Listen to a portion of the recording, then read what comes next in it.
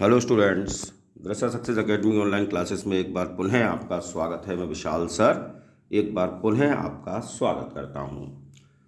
जैसा कि मैं आपको पता है कि मैं एलटी के स्टूडेंट्स को तैयारी करा रहा हूं, जो एलटी का सिलेबस है उसको अपनी तरफ से करवाने का प्रयत्न कर रहा हूं लगातार। और आज इस क्रम में मैं आपको जॉन मिल्टन साहब के द्वारा लिखे गए एक महाकाव्य और एक महान महाकाव्य के बारे में लेकर आया हूँ। नाम है पैराडाइज लॉस्ट। हम सब ने इसको पढ़ा है। आपके एलटी के सिलेबस में पैराडाइज लॉस्ट लाइन नंबर 1 से बुक फर्स्ट जो है वह लाइन नंबर 1 से 26 तक आपके सिलेबस में प्रेस्क्राइब्ड है। तो हम लोग वहीं तक इस विषय पर चर्चा करेंगे। लेकिन उससे पहले मैं इस जो आपका एपिक है इसके जो मोस्ट इम्पॉर्टेंट फैक्ट्स हैं थोड़ा सा उसके बारे में बताऊंगा। फिर आपको लाइन नंबर 1 से 26 तक मिल्टन साहब ने पैराडाइज लॉस्ट में क्या लिखा है उसको समझाऊंगा। और अगले वीडियो में पैराडाइज लॉस्ट से कनेक्टेड जो मोस्ट इम्पॉर्टेंट क्वेश्चंस हो सकते हैं वो मैं देने का प्रयत्न करूंगा। तो देखिए, paradise lost book first, John Milton, important facts. पहला देखिए, paradise lost is an epic poem in blank verse.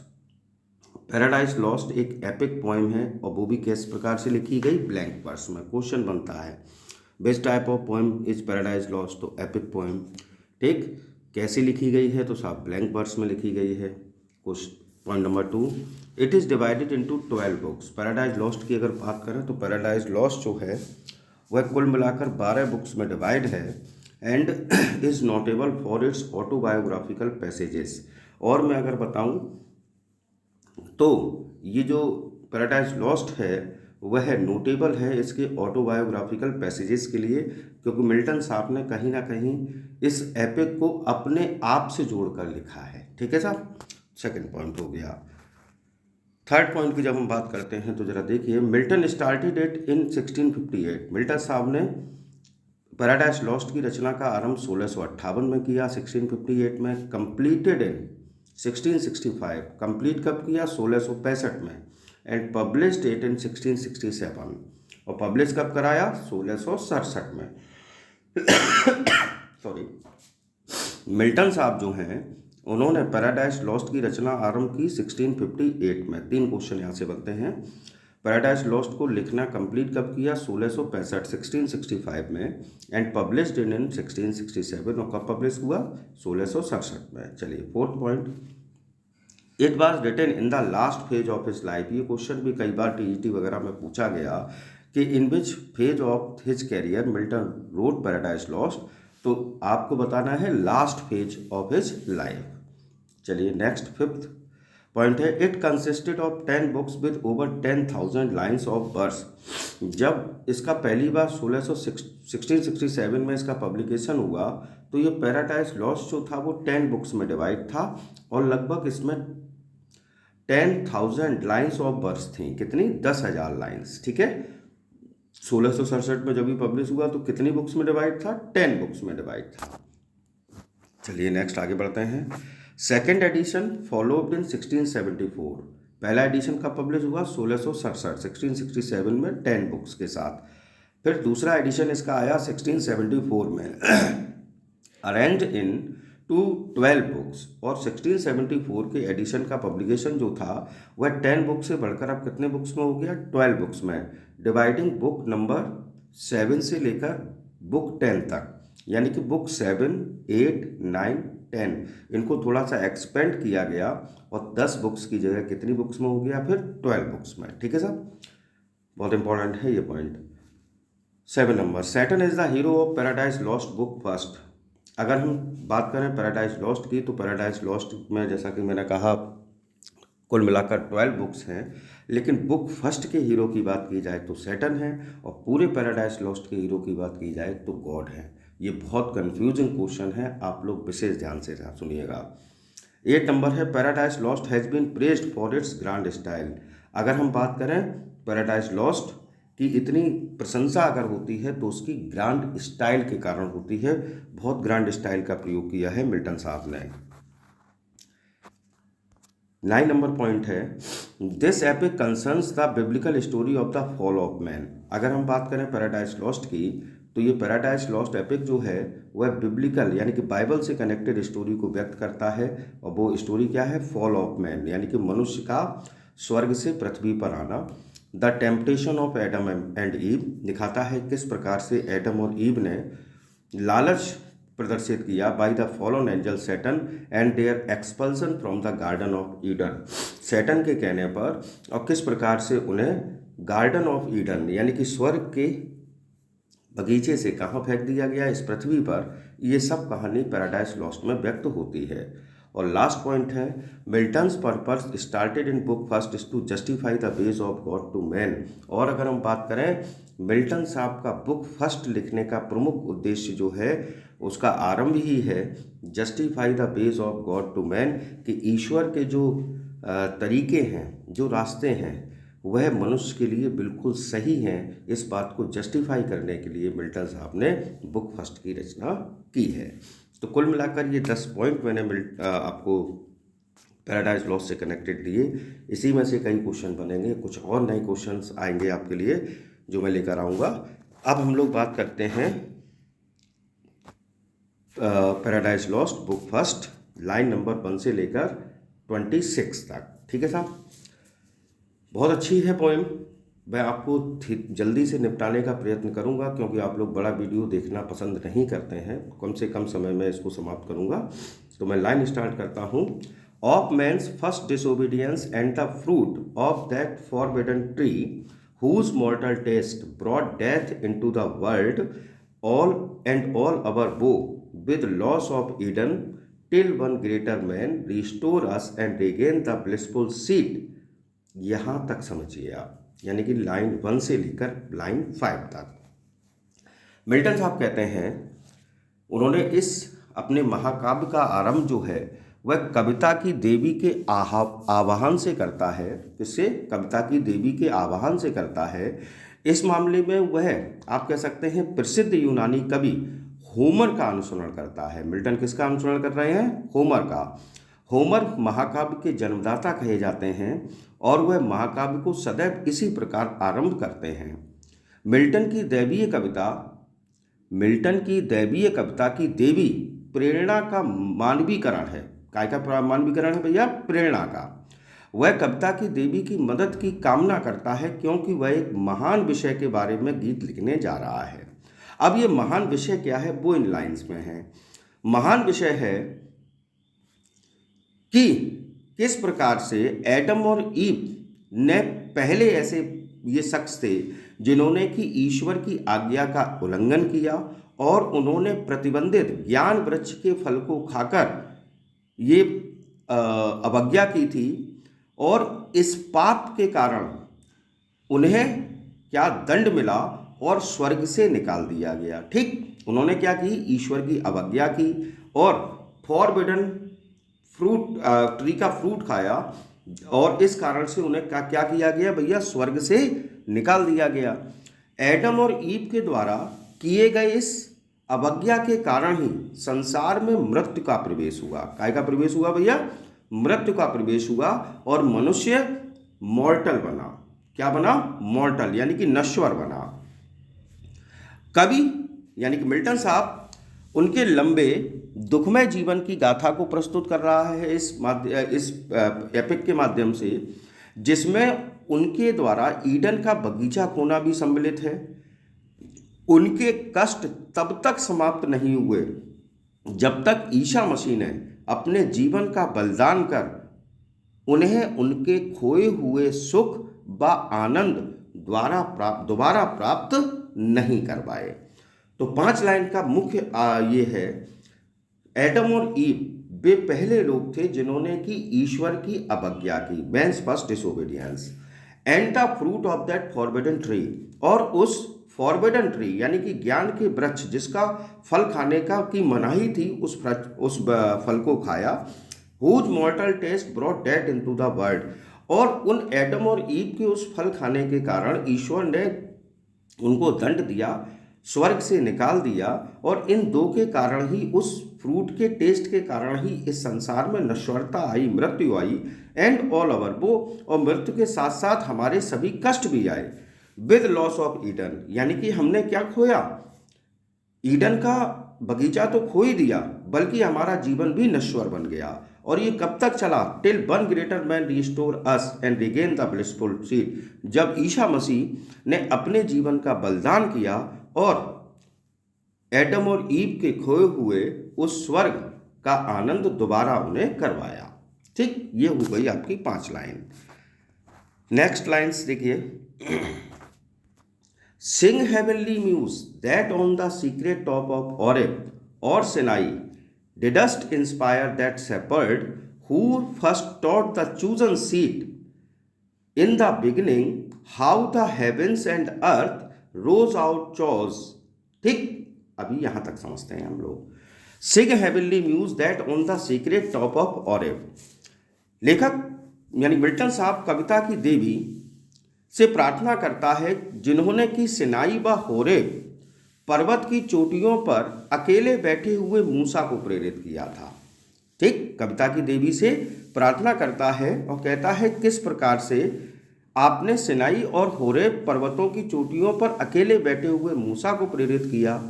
मूसा वह गडरिया था जिसे ईश्वर ने इजराइल को मिस्र की दास्ता से मुक्ति दिलाने के लिए आमंत्रित किया था। मूसा एक गडरिया था जिसे ईश्वर ने इजराइल को मिस्र की दास्ता से मुक्ति दिलाने के लिए आमंत्रित किया था। और कविता की देवी से प्रेरित हो मूसा ने यहूदियों को, जो ईश्वर के सबसे प्रिय लोग थे, बताया कि किस प्रकार ईश्वर ने उस अव्यवस्था जो संसार के निर्माण से पहले सब जगह फैली हुई थी से स्वर्ग व पृथ्वी की संरचना की। फिर से सुन लीजिए। लेखक कहता है, कविता की देवी से प्रार्थना करता है और कहता है कि किस प्रकार से होरेब और सिनाई के पर्वतों पर की चोटियों पर अकेले बैठे हुए मूसा को आपने प्रेरित किया। मूसा एक गडरिया था जिसने कि इजराइल को मिस्र की दास्ता से मुक्ति दिलाने के लिए ईश्वर ने आमंत्रित किया था। कविता की देवी ने मूसा से, जो यहूदी था और यहूदी ईश्वर के सबसे प्रिय लोग थे, उसको बताया था कि ईश्वर ने उस अव्यवस्था जो संसार के निर्माण से पहले सब जगह फैली हुई थी से स्वर्ग व पृथ्वी की किस प्रकार से संरचना की है। चलिए आगे बढ़ते हैं। आगे लिखा है, और if Sion hill delight thee more and Sion's brook that flowed fast by the oracle of God, I then invoke thy aid to my adventurous song that with the middle flight intends to soar above the N1 bound while it pursue things unattempted yet in prose or rhyme। यहां तक समझते हैं हम, फिर समझ लीजिए। यहां से मैंने स्टार्ट किया, और if Sion hill delight thee more Sion's brook that flowed fast by the oracle of God, I thanks invoke thy aid to my adventurous song that with no middle flight intends to soar above the onion mount while it pursues things unattempted yet in prose or rhyme। Milton कविता की देवी से प्रार्थना करते हैं कि कुछ जानकार व्यक्तियों के मतानुसार साइन पर्वत पर निवास करती हैं। कौन? ज्ञान की देवी, कविता की देवी कहाँ निवास करती हैं? साइन पर्वत पर, जिस पर यरूशलेम शहर बसा हुआ है। साइन पर्वत पर कौन सा शहर बसा है? यरूशलेम। अथवा सिलोहा सरता के समीप, जो यरूशलेम के मंदिर जहां ईश्वर की भविष्यवाणियां सुनाई देती थीं के समीप प्रभा के साथ बहती है। यानी कि कविता की देवी का निवास स्थान कहाँ है? कविता की देवी का निवास स्थान है साइन पर्वत।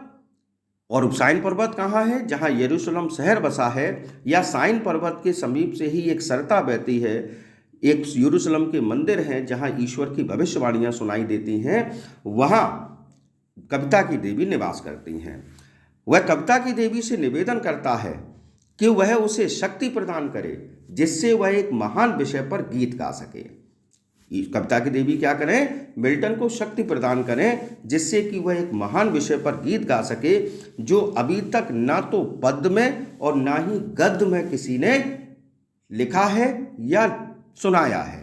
मिल्टन की आकांक्षा है कि वह अपनी कविता ऐसे उत्कृष्ट ढंग से लिखे जैसे पुरातन काल में यूनानी कवियों के द्वारा भी लिखी नहीं गई थी। वह कविता की देवी से प्रार्थना करता है कि हे कविता की देवी, आप जो कि साइन पर्वत पर निवास करती हैं, साइन पर्वत पर यरूशलेम शहर बसा है, वहाँ सिलोहा नाम की एक नदी बहती है, सरता बहती है, वहीं उस नदी के पास यरूशलेम के मंदिर हैं जहाँ ईश्वर की भविष्यवाणियाँ सुनाई देती हैं। तो हे कविता की देवी, मैं आपसे प्रार्थना करता हूँ कि आप मुझे वो शक्ति प्रदान करें जिससे कि मैं इस महान विषय पर गीत लिख सकूं, गा सकूं और एक ऐसा गीत लिख सकूं जिसे ना तो अब तक किसी ने गद्य में लिखा और ना ही किसी ने पद्य में लिखा, यानी कि ना तो प्रोज में लिखा और ना ही पोइट्री में लिखा। ठीक है साहब, चलिए आगे बढ़ते हैं, यहाँ तक हो गया। अगली लाइन आपकी आती है, and chiefly thou O spirit that dost prefer Before all temples, thou upright heart and pure, instruct me, for thou knowest thou from the first was present, and with mighty wings outspread, dove-like sat brooding on the vast abyss, and mashed its pregnant। ठीक, चलिए अब यहाँ तक line की बात करते हैं।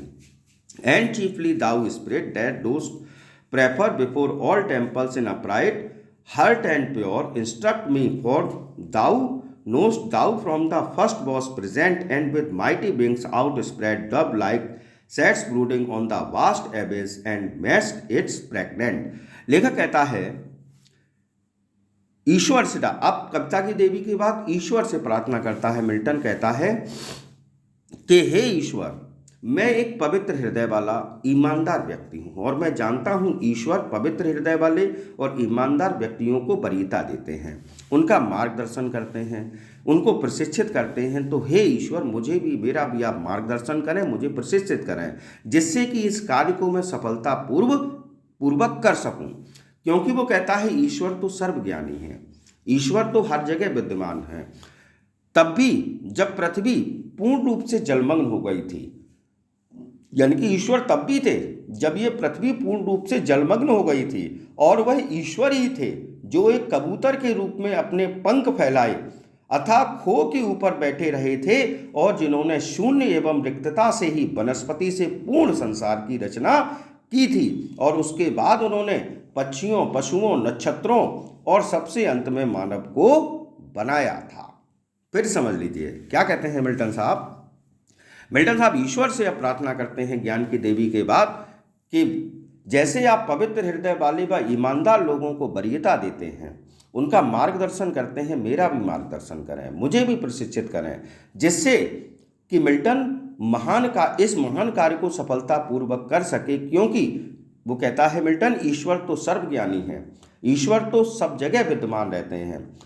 ईश्वर तब भी थे जब पूरी पृथ्वी जलमग्न हो गई थी, और वह ईश्वर ही थे जो एक कबूतर के रूप में अपने पंख फैलाए अथा खो के ऊपर बैठे रहे थे, और जिन्होंने शून्य एवं रिक्तता से ही वनस्पति से पूर्ण संसार की रचना की थी, और उसके बाद पक्षियों, पशुओं, नक्षत्रों और सबसे अंत में मनुष्य को बनाया था।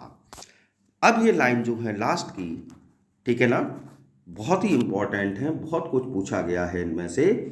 What in me is dark, illumine।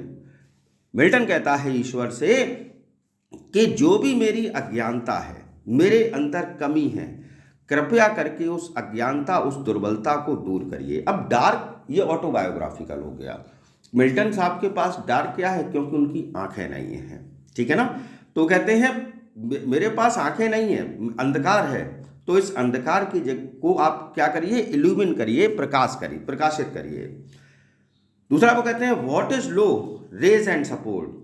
Milton कहता है मेरे अंदर जो भी निम्न है, जो भी कम है, लो है, निचले स्तर का है, उसको रेज करिए, बढ़ाइए और अपना सपोर्ट कीजिए। That to height of this great argument I may assert eternal providence and justify the ways of God to man. Milton साहब कहते हैं, मुझे आप मेरी दुर्बलता को दूर करके उन महान ऊंचाइयों तक पहुंचा दें जिससे कि वह यथासंभव इस महान विषय के साथ न्याय कर सके और इस पृथ्वीवासियों के प्रति ईश्वर के व्यवहार की न्यायोचित स्थापित कर सके। ईश्वर की व्यवहार की न्यायोचितता स्थापित कर सके। तो फिर से समझ लीजिए, मिल्टन कहता है कि हे ईश्वर, मुझ में जो भी कमी है, जो भी निम्रता है, जो भी अंधकार है, उसको प्रकाशित कीजिए, मुझे उठाइए, सपोर्ट कीजिए और मुझे उस ऊंचाइयों तक पहुंचा दीजिए जिससे कि हर यथासंभव मैं इस महान विषय के साथ न्याय कर सकूं, आर्गुमेंट कर सकूं और पृथ्वीवासियों के प्रति ईश्वर के व्यवहार की न्यायोचितता स्थापित कर सकूं। तो ये आपका लाइन नंबर 1 से लेकर 26 बुक फर्स्ट जो है उसकी ये लाइंस हैं। और आई होप मैंने बहुत सिंपल वे में समझाने का प्रयास किया है, आपको समझ में आ गया होगा। यदि आपको समझ में आ गया हो तो प्लीज़ लाइक, कमेंट और शेयर अवश्य करिए। मैं आपसे कुछ ना कोई फीस मांगता हूँ, ना कुछ करता हूँ। मैं जो भी कुछ कर सकता हूँ आपके लिए करने का प्रयत्न करता हूँ। तो कम से कम मेरे वीडियोस को आप अधिक से अधिक लोगों तक शेयर करिए। और अगर अब तक आपने मेरा चैनल सब्सक्राइब नहीं किया है तो please subscribe my channel. Thanks for watching. जय हिंद, जय भारत।